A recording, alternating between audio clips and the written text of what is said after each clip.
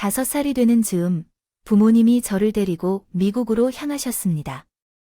만약 다시 선택의 기회가 주어진다면 그들이 똑같은 선택을 하실 것이라고 종종 말씀하셨어요. 한국인들은 성격이 급하다는 말이 있듯이 저희 부모님도 열심히 일하셨습니다. 일을 하면서 생활하다 보니 하루에도 엄마와 아빠를 함께 볼 수 있는 시간이 부족했던 것 같아요. 아침에 눈을 떠도 아빠는 아직 일을 하고 있고 엄마는 출근을 하러 나가곤 했어요. 따라서 한국에서처럼 가족이 모여 식사를 하는 건 사치로 여겨졌습니다. 열심히 일하시던 부모님은 한국에서 익힌 미용 기술 덕분에 돈을 모아 미국으로 가져가시게 되었습니다. 곧장 망해가던 가게 하나를 인수했습니다. 꿈도 꾸지 못할 만큼 짧은 시간 내에 우리 집은 한인 사회를 넘어서 저희가 있는 지역에서 알려진 미용실로 자리를 잡았어요. 그렇게 누구보다 부모의 그러한 노력을 덕분에 금세 저희 가족은 미국에서 안정된 일상을 즐길 수 있었어요. 그렇게 18살이 되었고 발레를 전공한 저는 훌륭한 발레 다정주로 떠올랐고, 은주야, 일어나. 어서 얼른 아빠 지금 몇 시야? 신세가 중요한지라 어서 중요한 가방만 대충 싸서 아래 층으로 내려왔어요. 아빠, 무슨 일이야? 왜 그러는 거야? 이유를 알아야 할 게 아닌가요? 미안해, 은주야. 아빠가 큰 실수를 했어. 아빠가 제임스 그놈 말에 속아줬어. 계약서도 제대로 안 보고 계약을 했어요. 회사도 집도 다 빼앗길 뻔했어요. 모두가 회사와 집을 잃어가며 몰려들 거예요. 먼저 한국으로 돌아가서 무슨 일이 있었는지 다시 알아봐야 해요. 일단 살아야죠. 빨리 일어나서 열심히 알아듣고 말하기 급급하게 영어를 익힌 부모님은 언제나 누군가의 타겟이었어요. 그래서 이제 일찍이 자리를 잡고 성공한 부모님 곁에는 호시탐탐 저희 부모님의 힘과 믿음을 살아가는 사람들이 많아요. 하지만 우리 부모님도 호락호락하지 않았어요. 지쳐하고 부어져 있었고 누군가에게 의지하고 싶을 때마다 저를 보면 다시 마음을 다잡으려 했어요. 그럼에도 불구하고 어딘가 틈이 있었고 결국 긴 시간 동안 우리 집을 노리던 이웃집 삼촌에게 속아서 온 힘을 다해 노렸어요. 저는 누군가라고 누구세요? 한인 사회에 관한 이야기예요. 주름 잡는 제임스 아니었나요? 형님, 제 미용실 프랜차이즈를 운영하면서 미용 제품도 함께 팔면 대박이 날 것 같아요. 그렇죠? 요즘은 돈 많아지면 뭐든지 쿨쿨 하는데 여기에 한 개만 K를 붙여서 팔면 미국인들이 엄청 사겠다고요. 아이, 어쨌든 내가 만든 건 아니니까 우리 이름을 걸고 어떻게 파나? 우선은 두고 가서 변호사 만나서 문제 없는지 확인하고 말해주는 게 좋을 것 같아요. 아, 이 형님 순진한 소리 하시네. 이게 뭐 형님을 기다리고 있는 줄 아세요? 형님 기다리는 사이에 난 머리 염색하고 발색도 하고 제 이름을 붙여 팔아달라는 사람들이 줄을 서 있어요. 그동안 생각해보면 형님한테 제일 먼저 말하고 싶었던 게 맞아요. 형님, 아무쪼록 없다니까 계약서는 변호사가 준비해 드릴게요. 한번 봐줘야 될 것 같아. 아니야. 아휴대슈 계약서가 우리 사이에 필요한 게 뭔지 한번 생각해 봐야 해. 그건 온전히 서로 믿음으로 이루어진 것이지. 여기서 남는 게 없을 거라고 생각했는데 계약서조차 필요하지 않지만 형님, 내 사업이니까 우리 사이의 믿음으로 충분하다고 생각해. 그냥 뭘 하나로 끝내려는 게 아니라면 계약서를 만든 것이 있어도 내 선의만큼 법적인 것으로 채워봤어도 솔직히 기분이 안 좋아. 그랬지만 알겠어. 우리가 함께 보낸 세월이 벌써 몇십 년이나 된 거지. 내가 제임스라도 믿었는데 그 정도까지 엄마, 아빠, 그리고 새로운 가족이 함께 살아온 시간이라면서요. 고작 10년도 아니고 올해 만약 발레로 제 꿈을 향한 첫걸음을 디딜 수 있게 되면 더 좋을 거야. 눈앞에서 놓치지 않을 수 있는 기회가 있음에도 불구하고 모든 것을 이렇게 헛되게 놓치고 빈손으로 왔던 그날과 같이 다시 빈손으로 한국으로 돌아가야 한다는 사실이 절망스러웠다. 힘든 현실에 기다리고 있었어요. 10년이 넘었는데 발레리나로서 한국에서의 삶은 야속한 일이었다. 하고 싶은 욕망 하나만으로는 한국에서 발리하려면 쉽지 않았다. 당장 예고에 가고 싶어도 예고에 입학할 돈은 물론이고 야반도 잡아야 했다. 즉시 도망치느냐, 두 읽은 토슈즈와 한 켤레 돈 없는 나는 어떻게 꿈을 이룰 수 있을까? 이땐 내가 할 수 있는 게 아무것도 없다는 절망감에 빨려들어 헤어나갈 수 없었다. 결국 난 동네 어르신의 도움으로 남의 교복을 얻고 있었다. 어느 여고에 입학하게 되었습니다. 야, 너 미국에서 왔다며? 근데 교복이 왜 이래? 왜 이렇게 후주 그래? 그해 우리 엄마가 그렇다는데 너희 집 사람들한테 사기치고 미국에서 야반도주한 거라며. 진짜가 봐. 여기 와이셔츠 자수 이름도 얘 이름 아닌데. 아이 더러워. 어떻게 남이 입던 교복을 입어? 빨래는 해서 입나? 몰라. 미국에서 오면 뭐하니? 꼬라지가 저 모양인데. 아휴, 가자. 냄새난다. 급격하게 변해버린 환경만큼이나 야속하기 끄지 않던 또래 아이들의 행패에 저는 또래 사회에 적응하기도 전에 배척당해버렸고 하루하루 저를도 몰아세우는 아이들 속에 속하지도 못한 채 방황하다가 입시도 망친 채 사회에서 나가버렸어요. 부모님은 그런 저를 보며 불같이 혼나고 다 그칠 것이 아니라 모두 자신들의 잘못을 인정하고 빨리 제 자리로 돌아갈 수 있도록 눈물로 기다려주셨어요. 하지만 이미 마음이 돌아선 저는 엇나갈 대로 엇나갔고 부모님을 향한 원망만 가득했어요. 이때 제 나이가 20살을 넘었던 제가 집으로 돌아가는 날보다 아르바이트하면서 만난 친구들과 집을 전전하며 시간을 보낼 수 있었고 그때면 부모님은 제가 애 같아서 전화와 문자를 끊임없이 보내셨지만 저는 응답하지 않았어요. 그 당시에는 그게 제가 알 수 있는 최선의 표현이라고 생각했죠. 괜히 대화를 하다가 억눌린 서러움과 부모님께 향한 비난이 부모님 마음에 상처를 줄까봐 그런 짧은 배려가 있었습니다. 그러던 중에 제가 2살이 되던 해에 인생의 곡절, 그 사람을 만나게 되었어요. 은주야, 우리 오빠랑 오빠 친구가 근처에 있다고 오는데 같이 볼래? 갑자기 나 오늘 화장도 뜨고 별론데. 나중에 보자. 뭐 어때? 내가 둘이 소개팅하라는 것도 아니고 그냥 얼굴만 보는 건데 뭐야? 왜 혼자 김치국부터 마시는 건데? 아니, 그게 아니라 그래도 사람들은 소예의가 있는 거지. 그래서 그렇지. 아휴, 욕을 나셨어요. 넌 가끔 보면 미국에서 살다 온 애가 나보다 더 보수적이라 그냥 가볍게 즐기는 몰았어. 몰라. 친구 남자 친구의 친구라는 그의 첫인상은 저와 달리 밝은 사람이었어요. 마치 미국에 있던 저의 모습처럼 사랑이 넘치는 모습이었죠. 그리고 무엇보다 웃겼어요. 별로 안 중요한 말로 저를 웃게 했어요. 제가 한국에 처음 왔을 때 일상이 외롭게만 느껴졌었어요. 밝은 햇볕이 내리지 않을 것만 같았는데 그런 상황에서 남자친구를 처음 사귀고 첫 연애를 시작했어요. 그런데 어느 날부터 몸이 무겁게 느껴지고 만사가 귀찮아지며 잠만 오는 것이 몸에서 이상한 신호라는 것을 느끼기 시작했죠. 알바를 안 한다고 해서 나가지도 않고 하루 종일 집에서만 잠자리만 있었어요. 요즘은 나가지도 않고 계속해서 잠만 자더라고 해요. 요새는 먹고 싶은 것만 늘어나고 매일 잠만 오더라고요. 몸무게도 벌써 5kg나 줄었어요. 다이어트를 해야 하는데 그때 엄마가 지나가며 애라도 생겼나 봐 하고 웃으셨어요. 그 말에 당황해서 큰 소리를 질렀고 집으로 돌아왔어요. 친구에게 향했어요. 오빠 나올 때 약국 들려서 임신 테스트기 좀 사와. 뭘 사오라고. 아, 진짜 임신 테스트기야. 그걸 왜? 아니, 설마 임신한 거야? 모르니까 확인하려고 사오라고 하는 거야? 근데 자기야, 나 그거 한 번도 안 샀는데 자기가 사면 안 돼. 나는 뭐 사봤어? 얼른 와, 급해. 급하다고 어쩌면 이때가 마지막 신호였다. 이런 다급한 상황에도 회피하게 급했던 그의 성미를 알아차렸다면, 그랬다면 지금과는 달랐을까요?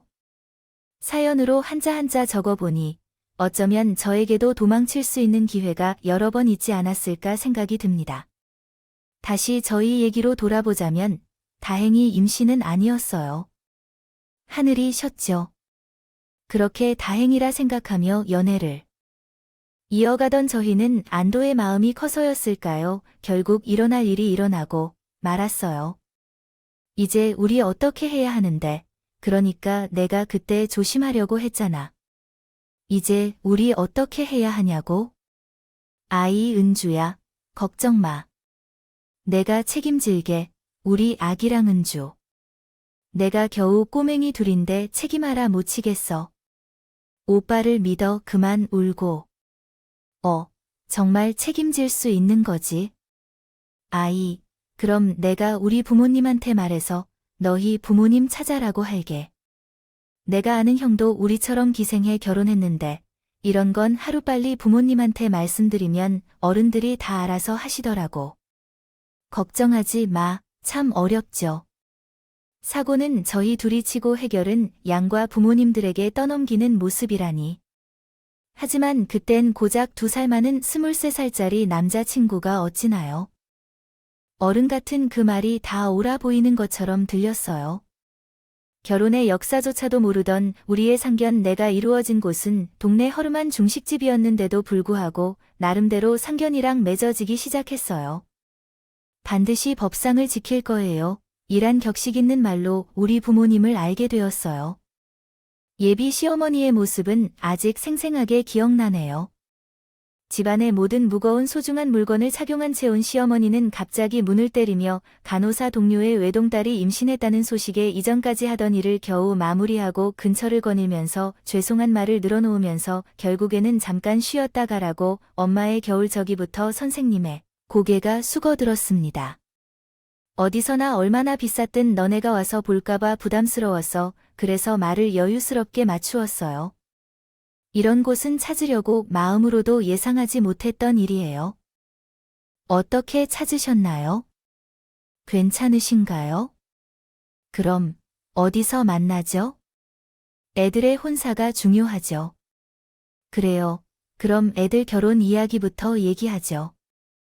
여기 오래 앉아 있어서 뭐 하실 거예요? 밥 맛있다고 하셨는데 넘어갈까요? 결혼식은 약식으로 하시겠다고요? 아이들이 너무 어렵고 이제 슬슬 헤맬 텐데 동네 소라는 필요 없어요. 저희는 남자 애가 20대라 혈기왕성해서 그럴 수 있겠다고 하지만 여자 쪽은 다르죠. 아무래도 아직 한국은 좀 보수적인 면이 있어요. 미국에서 살다 오셨다고 하셨나요? 한국이라고 하더라도 보수적이긴 하겠죠. 어디에 계시든 자녀를 어떻게 가르치느냐가 중요해요. 어머님은 듣고 계셔서 죄송합니다. 아무래도 어린 생각이었어요.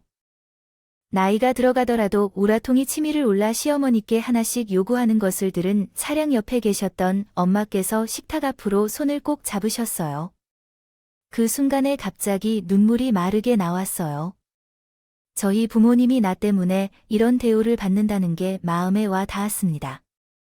부모님의 성격이 얼마나 힘들어져 있었는지, 저로 인해 그동안의 삶이 얼마나 힘들었는지, 그 모습의 분노가 치솟으며 덧없이 느껴졌죠. 그때서야 내가 무슨 실수를 저질렀는지 처음으로 깨달았습니다.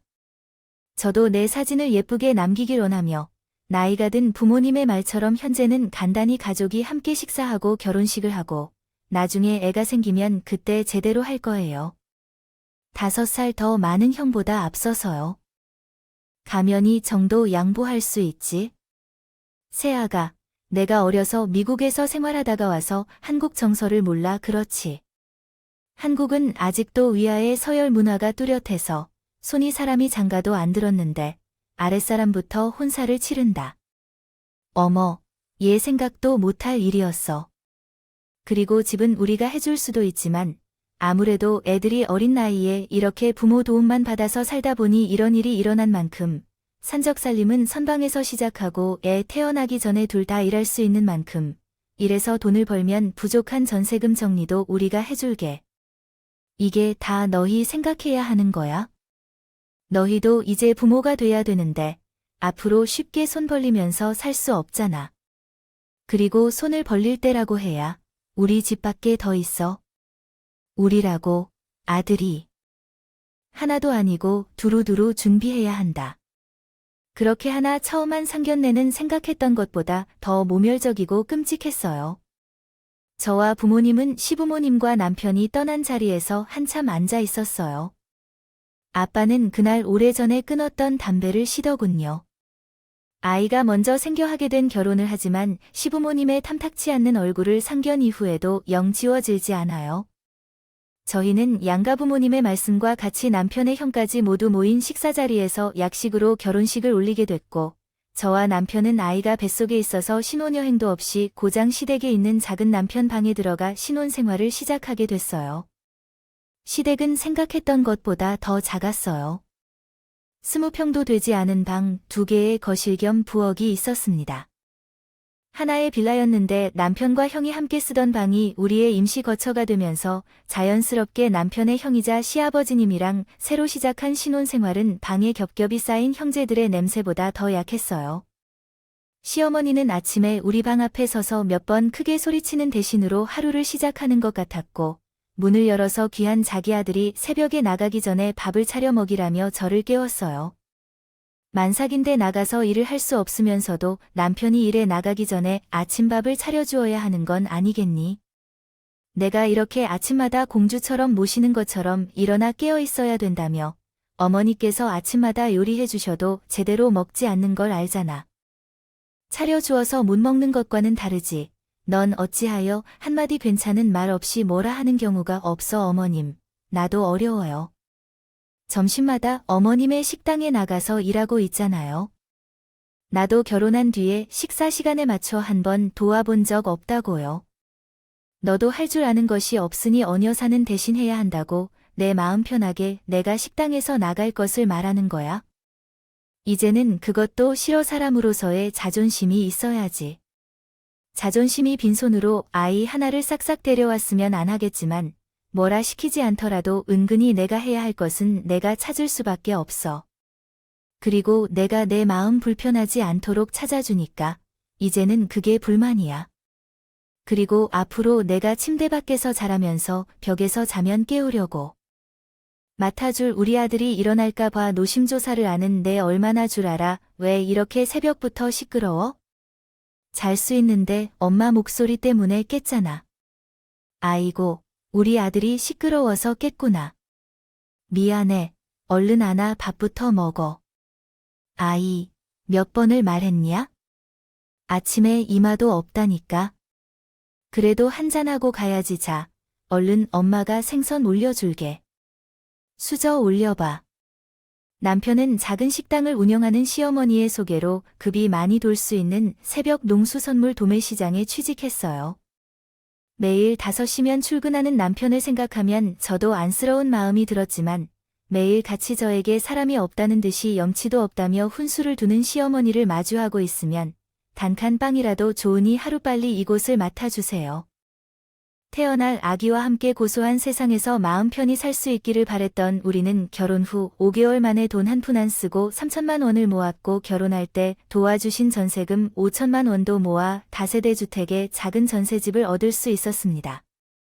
그러나 집을 얻는 것만으로는 끝나지 않았습니다. 곧 태어날 아이를 키우기에 부족한 게 투성이었죠. 오빠, 오늘 일 안 가나요? 아이가 태어날 텐데. 일 그만뒀어요. 뭐, 일을 그만뒀다고요? 아이가 진짜 나온다고 해서 일 그만둔 줄 아세요? 영장이 나왔어요. 영장? 아니, 군대 이야기 했다면? 근데 왜 그래 그게 무슨 말이야 지금 아이가 우리가 미루고 있었던 줄 알았는데 뭔가 잘못된 것이 있는 것 같아 엄마네 집으로 이미 가 있었어. 그런데 지금까지도 알게 된 것이거든. 그럼 우리 어떡하지 아기는 어떻게 낳고 일단 내가 할게 걱정하지 마 있어. 내가 오빠를 어떻게 믿지 그럼. 나한테 어떻게 하라고 뭐 군대 갈 생각은 없고 잠깐 뵈러 가야 해. 그게 안 될 수 없어. 내가 부른 대로 가야지 뭐. 그리고 가면 월급도 나온대. 그걸 다 보내면 너 혼자서 아이를 낳고 나는 돌아올 때까지 버틸 수 있잖아. 밖에 있는 내가 문제야. 안에 있는 내가 걱정이야. 어떻게 할 수밖에 없을 것 같아. 혼자서 부담할 수 없어서 부모님을 찾아가야 해. 이미 남편과 시어머니가 멀리 강을 걸어간다. 상황 때문에 어쩔 수 없었어요. 엄마와 오빠 군대에 가신대 뭐. 언제 갑자기 그런 일이 생겼나 싶었어요. 나도 어제 알았어. 언제라고? 다음 주? 아니, 당장 다음 달이 산 달이라고? 갑자기 군대를 가는 건 무슨 일이야? 요즘 세상에 이런 이별은 무슨 소리야? 이서방은 뭐 하고 있었길래 군대에 가는 거니? 모르겠지. 그 자식은 어떻게 하라고 참, 철이 없고 무책임해. 그래서 엄마, 아빠 미안하지만 애 나오면 애 좀 봐주셔야 해. 애 키우려면 돈이 있어야 하는데 좋게 된 거든. 아기맞이 용품 좀 사고 나니 돈이 수중에 병원비밖에 없어. 기저귀 값도 없어. 나도 나가서 벌어와야 우리를 키울 수 있어. 부탁이야. 처음 보는 딸의 간곡한 부탁에 엄마는 그간 누르듯이 들어온 미안함이 속수무책으로 터져나와 제게 부은 게 없이 울기 시작했습니다.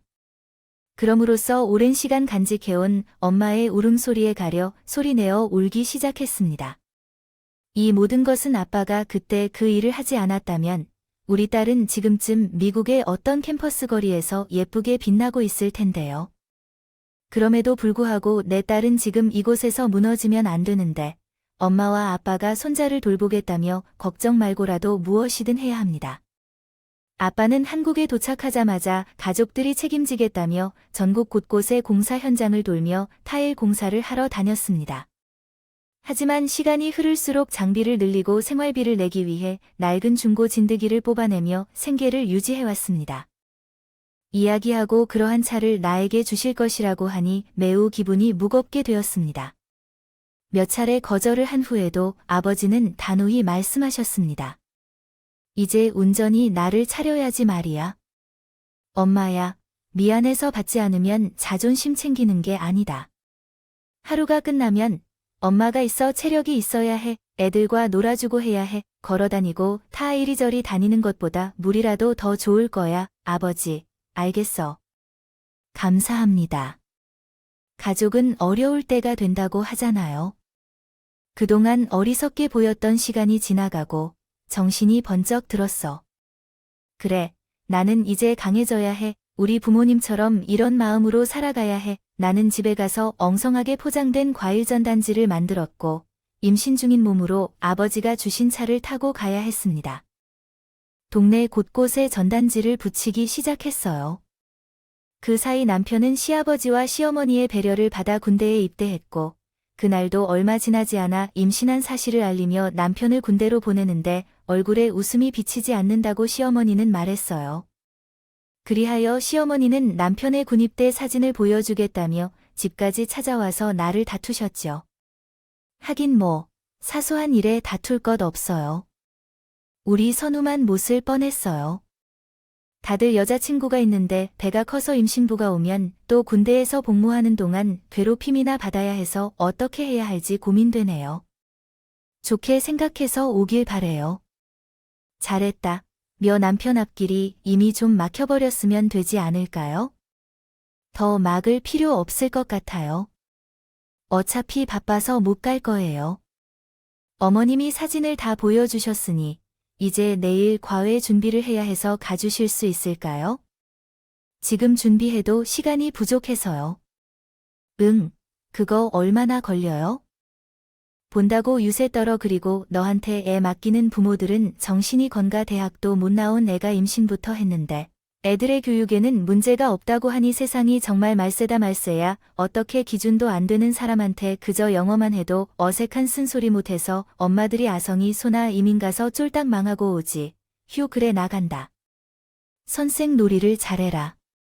여전히 시어머님의 몰상식하고도 교묘하게 접근해 저와 우리 집을 얕잡아보는 어느 분은 계속됐지만 저는 아랑곳하지 않기 위해 부단히 제 마음을 모았어요. 시어머니 말에 제 감정을 쏟아 분노할 시간조차 없었기에 그렇게 남편이 군대에 갔을 때 제 삶의 두 번째 변화를 준비해야 했죠. 진통이 계속되던 어느 새벽, 저는 친정 부모님의 도움으로 15시간이 지난 후 건강한 딸을 출산했어요.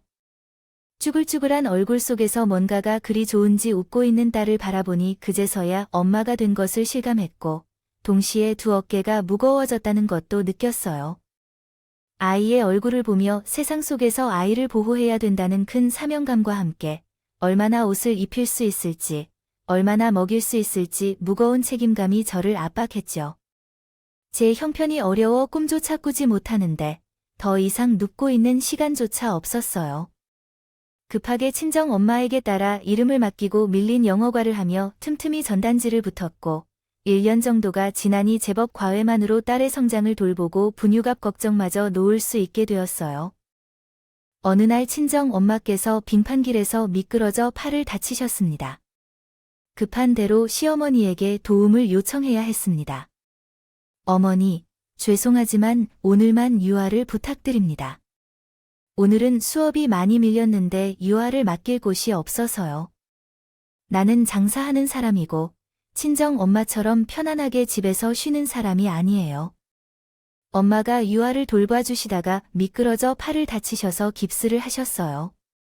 양쪽 팔 둘 다 부러졌다고 하니까 염치가 없어요. 아이가 목욕당해 먹는 것도 없다고요. 10kg 안 되는 아이를 한 손으로 돌보는 건 쉽다고 생각하지 마세요.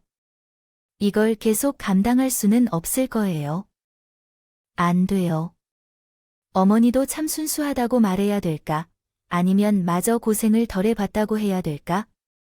어머님, 그냥 유아인 제가 볼게요. 못 들은 걸로 해주세요. 아니요, 얘 뭘 그렇게 단호하게 하는 거야? 내가 뭐 안 봐준다는 말이 그렇다는 거지? 바쁘니까 지금 데리고 와. 아니요, 제가 알아서 할게요. 앞으로 어머니께 이런 연락을 받는 건 없을 거예요. 죄송해요. 시어머니는 그 소란스럽게 태어난 손주가 딸이라는 사실을 알고부터 더욱 한치의 도움도 주지 않으려고 애쓰셨어요. 그렇게 두 손 놓고 며느리의 도리에 대해서는 빠짐없이 챙기시는 모습에 저는 오만정이 뚝 떨어졌죠. 결국 저는 시어머니의 도움을 바라는 대신 혼자서 이 위기를 타파해야 했습니다. 발등에 불이 떨어진 사람처럼 아이를 돌봐야 했고, 그래서 아이를 오고 가며 정신을 못 차렸습니다. 아이와 함께 이동하며 차에서 식사를 하고 유아를 돌보다가 시간이 다가오면 어떻게 해서든 억지로라도 아이에게 잠을 내리며 과외를 시키곤 했습니다. 그런 제 모습을 본 친정아빠가 일정을 뒤로 하고 손녀를 보며 돌봐줄 것이라며 도와주셨습니다. 덕분에 저는 다시 일을 할 수 있었고, 이로 인해 일을 못 가는 부모님께 230만 원 정도만 내어주고 겨우 딸과 함께 생계를 유지할 수 있었어요. 그런데 어느 날, 퇴근 시간과 딸의 하원 시간이 겹쳐 유치원에 딸을 데리러 갔을 때 선생님께서 불러 세우셔서 인사를 드리니, 안녕하세요. 어머니, 연락을 드리려고 했는데 한다고 하셨습니다. 참이었는데 네 무슨 일로 아니 유아가 친구들한테 유치원 장난감을 돈 받고 주더라고요. 처음에는 시장 놀이 하나 싶었어요. 뒀는데 장난감뿐만 아니라 밥을 먹을 때도 그렇고 늘 하는 말마다 돈 달라며 때려 쓰더라고요. 그래서 혹시 집에 무슨 일이 있으신가 싶어 연락 드리려던 참이었어요. 저는 얼굴이 새빨갛게 변한 채 급이 따라 이 손을 잡고 도망치던 나 혼자는 어린이집이 안 보일 만큼 걷고서야 숨을 몰아 쉴 수 있었어요. 이제 말모이 트여 쫑알쫑알 말하기 시작한 딸 아이가 저희 부부의 다툼을 매일 보고 그걸 고스란히 어린이집에 와서 따라하기 시작했다는 걸 알았을 땐 그간 어렵게 숨겨둔 치부가 어린아이를 통해 세상에 모두 까발려진 것 같아요. 부끄럽기는 하지만 아직 나이가 어리다 보니 이런 점들을 깊게 생각하기 시작했어요. 그래서 얼굴을 보면서 스스로 큰 죄를 지은 것처럼 느꼈어요. 더 이상 남편에게 매몰되지 않고 우리 가족이 더 나은 삶을 살기 위해 사이버 대학을 다니며 가정을 책임졌죠. 제가 이런 변화를 보여준 것이 남편을 자극한 것 같았는데 그 결과로 남편은 제대한 지 얼마 되지 않아 새로운 직장을 얻게 되었어요. 그래서 우리 가족은 어린 시절의 어려운 시기를 극복하고 결혼한 지 8년이 되어 안정기에 접어들게 되었죠. 부단한 노력 끝에 내가 사는 지역에서 영어와 영어 문학을 가르치는 선생님으로 자리를 잡을 수 있었어요. 이렇게 성심껏 노력하는 중 하루 갑자기 친정에 갔다가 놀라운 소식을 듣게 됐는데 그때로부터 국제전화가 와서요. 아버지, 최근 들어오는 전화를 받지 마시고 조심하세요. 번호가 알 수 없는 전화라면 더욱 조심해야 합니다. 여보세요. 신 사장님 연락처 맞나요? 누구세요? 사장님 저예요. 마이클리라고 하는 이변호 가자요. 반갑습니다. 자네, 어떻게 내 번호를 알았나? 정말 제임스를 잡았다니 고마워. 이 은혜를 어떻게 보답해야 할지 고민이 돼 정말 세상에는 심판자가 있는 것 같아. 언젠가는 선인이 승리한다는 신념처럼 저희는 10년 만에 한국으로 도주한 그 배우를 잡았다는 소식을 들었어요. 결국 그의 잘못이 드러나서 저희는 많은 소송에 휘말렸고 집도 망가졌어요. 어린 시절부터 아버지가 도와주었던 한인 가정의 소년이 이제 훌륭한 미국 변호사가 되어 아버지에게 보답하고자 노력했습니다. 그를 찾아 수억 달러의 보상금을 받게 되었고 결국 부모님은 미국으로 돌아가 모든 것을 원래대로 되찾기 위해 노력했습니다. 저도 부모님을 도와가며 한국과 미국을 오가게 되었습니다. 부모님께서는 급한 사이 모든 것을 정리하고 나서 최신 모델의 제네시스 차를 선물하며 이렇게 말씀하셨어요. 내 딸, 나의 소중한 딸, 지금까지 수고했다. 부모님의 오판을 딛고 노력을 아끼지 않았다. 내 아버지가 자랑스러워. 새 차를 사주려고 했는데 10년이나 걸렸네요. 미안해요. 아니에요, 아빠. 내가 미안해요. 여보, 나머지도 하나 얼른 주세요. 우리 이사방 못 빠져요. 아이그랜드 서방도 고생 많았네요. 사위도 자식으로 부모가 되어 둘이 결혼할 때 아무것도 못해줘서 늘 미안했다는 어린아이의 가족들을 책임지겠다며 새벽에 시장으로 나가던 아들들의 모습이 아직도 생생합니다. 앞으로 우리 따라가면서 유아를 잘 보살펴 달라는 의미로 내가 집안일을 다 해줬네요. 처음 그 마음을 잊지 말고 잘 부탁드립니다. 방연은 그러며 저만 믿으세요. 저는 은주다방만큼 오빠다운 책임감으로 돌봐야죠. 저가 이 집의 가장 아닌가요? 아빠, 갑자기 이렇게 돈이 생겼다고 막 쓰면 어떻게 해요? 벌써 다 해버렸어요. 우리는 고생한 것이야. 그러니 차라도 가져다가 엄마, 아빠 쓰자. 아직 차도 잘 굴러가고 있고 필요하면 우리가 돈을 마련해서 살게. 여보? 어른들이 주시는데 이렇게 거절하는 것도 예의 아니야? 부모님이 미안하게 주시는데 여보가 안 받으면 부모님은 평생 마음에 대못 하나 받고 사시는 건데 당신이 그걸 원하겠죠. 아버님, 어머님? 그래, 이서방 말이 맞다. 얼른 받아도 해줄 수 있을 때 받을 줄 알아야 한다. 그게 부모님인 것을 유아 것과 같아서 싱글벙글이 아니야? 이제는 부모님이 마음껏 해주실 수 있게 됐지만 그럼에도 괜히 어려웠던 지난 시간이 스쳐 지나가자 받는 게 영 찰나이다. 미안했다. 남편은 속도 없이 주는 게 넙죽넙죽 받는 것도 모자라 콩고물 더 떨어질 건 없는지 눈을 해야지.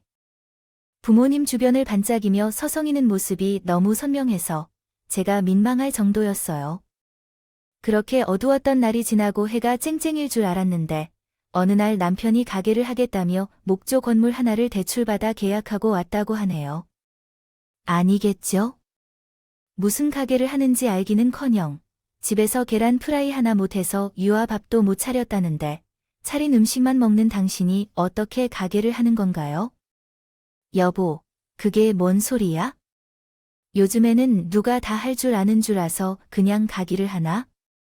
다 전문가를 고용하고 월급을 주는데 원하는 대로 당신도 그 전문가 줄 월급은 주려고 대출을 받아 가게를 차리는 것인가요? 진짜 어디서 그런 생각을 했는지요. 정신을 차려주세요. 남편이 제가 집을 나가면서 끊임없는 설득에도 불구하고 권유했어요. 결국 남편의 계획대로 가게를 운영하게 되었지만 능력도 없는 남편의 가게는 제 인연에 말아줄 수 없었고 권리금도 받지 못했습니다. 해고해야 할 직원들에게 퇴직금을 지불하면서 가게를 어떻게든 처분하는 것이 유리했던 것입니다. 저는 대책이 없는 남편 때문에 마음에 남은 빚이 얼마나 쌓였나 물어봤지만 그때마다 남편은 가게를 처분하면 더욱 힘들어질 것이라고 말했습니다. 모든 일이 너무 찜찜했지만 남편은 계속해서 비밀을 숨기고 있었습니다. 믿게 해주시겠니? 남편의 말을 믿을 수밖에 없었어요. 그런데 마을을 넘기니 겨우 결혼하게 된 시아님으로부터 연락이 왔어요. 저 재수 씨예요. 잘 지내셨어요? 무슨 일로 저한테 연락을 주셨어요? 그게 그 차 좀 받을 수 있을까 싶어서요. 네, 그럼요. 언제 필요하세요? 결혼한 지 얼마 안 된 시아주버님에게 전화와 거의 처음이나 다름없던 부탁에 저는 그래도 가족이라고 선뜻 의심 없이 아버지가 사주신 차를 빌려드렸어요. 하지만 차를 빌려가고 나서 한 달이 지날 동안 돌려주겠다는 말이 없었고 돌려달라는 말도 못해서 결국 남편에게 차를 받아가게 됐어요. 말했어요. 여보, 아주버님, 이제 차 받아야 되겠지 않아요? 나도 수업하는 책을 들고 계속 대중교통을 타기도 그렇고, 그거 그냥 수라고 했어요. 우린 이참에 새로 외제차를 뽑으면 되겠지? 뭔 소리야. 아빠가 나 타라고 뽑아준 걸 왜 너 마음대로 형한테 줘? 형이 이제 결혼도 한다고 하고 나 때문에 돈 한 푼 없는데 자라도 있어야 기가 살 거 아니야? 그게 무슨 소리야. 왜 돈이 한 푼도 없어? 왜 그게 너 때문이야? 그게 아니야. 형이 지난번에 가할 때 퇴직금 다 털어서 줬어. 아주버님이 퇴직금을 그게 다 얼마든? 당신 미쳤어. 남의 퇴직금까지 받아서 장사하면 어떡해? 그래서 차 줬잖아. 그리고 내 덕분에 우리 가게에서 형수님을 만났는데. 형은 더 좋을걸. 무슨 철없는 소리야, 형님. 내도. 우리처럼 땡전 한 푼 없이 거지같이 시작하길 바라는 거야? 내가 다 보고도 그런 소리가 나오니 왜 형이 거지야? 내가 곧 다시 재기할 건데, 그럼 내가 사장 오고 우리 형이 이사하면 되는데. 당신은 무슨 수로 재기를 해 정신 차려. 혹시라도 우리 부모님 돈으로 그대로 하는 장사할 생각이라면 꿈도 꾸지 마야. 너 진짜 그 돈 좀 있다고 뭐라고 하는 줄 아나? 본데 그래봤자 이 집 가장 나요. 가장, 당신이 뭘 했다고 가장이요? 당장 가서 아빠가 준 차 받아오고 당신의 형퇴직금 당신이 당장 알아서 해결해. 안 그럼 우리 이혼이야. 그제서야 남편의 믿는 구석을 알 수 있었어요. 그건 바로 대기업 다니던 시아 주버님의 퇴직금이 있죠. 남편의 꼬임에 넘어가 멀쩡하게 다니던. 대기업에서 퇴직금을 받아서 남편과 함께 대책 없이 가게를 열었던 시아주님은 그곳에서 만나게 된 손님과 결혼 약속을 하게 되어 현재는 막연한 상태였습니다. 남편은 결혼할 형이 안쓰러우면서도 제 차를 주겠다고 약속했고 남편이 계속해서 연락을 받지 않자 결국 주님이 저에게 연락을 하셨어요. 남은이라는 강에 사절려 나이 된 아버지가 주신 차를 받아왔습니다. 그래서 싹싹 필기까지 하더군요. 남편은 제가 아무것도 모른다고 생각하고 글쓰 웃음을 짓고 있었는데 저는 순간 남편의 핸드폰을 집어들었고 마지막 통화 기록을 확인하여 전화를 걸었어요. 이어서방, 왜 다시 전화했어? 불안해서. 그래서 오늘 액수가 커서 계좌로 보내기 어려워서 저는 은행에 가서 보냅니다. 아빠 돈을 보내지 말라고 했고 이제 우리 집에는 이혼한 남편이 없어졌어요. 알고 보니 그간 해준 것도 없는 친정 부모님께서 혼수와 같은 차를 형에게서 받아오라고 했는데 그들은 무거운 마음을 이용하여 가게를 확장하고 운영할 수 있게 7억 원을 조달해달라고 하셨습니다. 그때 약속했던 것은 만약 잘못하면 저희 딸이 남편이고 시댁이 고생할까 봐 걱정되어 선뜻 도움을 주겠다는 것이었습니다. 그래서 의지로 밤이 깊어도 남편을 제가러 이혼 서류에 도장을 찍었고 남편은 지금까지 가정을 방조한 부분까지 들먹이면서 양육권을 모두 포기했습니다. 딸과 부모님과 함께 미국으로 돌아가게 됐어요. 이제는요. 전남으로 변한 그는 해운업을 운영하는 가게에서 일했으며 형제가 달러를 보이면서 서로 대립했다. 형이 결국 마지막 결혼식까지 치열하게 대립하여 두 형제가 서로를 상대로 소송하게 되었다. 게다가 제 전시 어머니는 이제까지 있었던 며느리가 떠나고 새로운 며느리를 기다리다가 형제의 갈등까지 목격하고 마비에 걸려 말도 못하게 되었으며 입에서 피가 흘렀다는 안타까운 소식을 전해 들을 수밖에 없었다. 제 결혼 생활은 길었든 짧았든 끝이 났지만 경험을 쌓아서 그런지 미련은 없고 다시 그 삶으로 돌아가는 일은 결코 없을 것 같다. 내 삶을 새롭게 개척해 보려 하며 발레는 우리 딸에게 가르칠 예정이다. 최선을 다해 뒷바라지하며 좋은 삶을 살아가고자 한다. 저희 채널을 방문해 주셔서 감사드립니다. 이야기를 들어주셔서 감사합니다. 염치 없는 사람들은 끝이 꼬이는 경우가 많다고 생각했어요. 이 부분을 시댁을 보며 많이 느꼈습니다. 다른 분들은 화목한 가정을 유지하시길 기도하겠습니다. 또한 더 나은 이야기로 찾아뵙겠습니다. 저희 채널에 계속 찾아와 주셔서 감사합니다. 즐거운 시간 보